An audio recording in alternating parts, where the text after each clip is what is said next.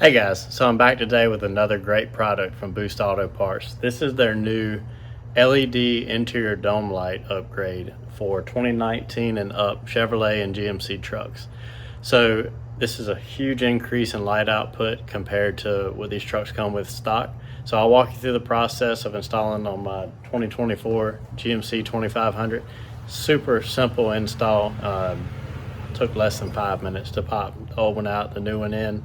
I'll kind of show you what it looked like before and what it looks like now with this new LED interior light. As you can see, there's not a whole lot of light from the factory. It's about all we get. And on this, it just very easily clips out of here. Just grab hold of it and pull down. Grab two hands.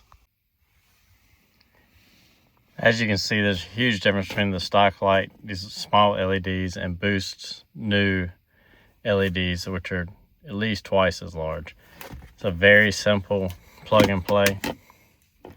So you just unclip the factory harness from here, replug it in here for Boost Auto, and we'll see the difference here shortly. This is before, and this is after. Be sure to check yours out at boostautoparts.com, and I'll link in the description below for a way for you to save by purchasing this and more parts. Thanks.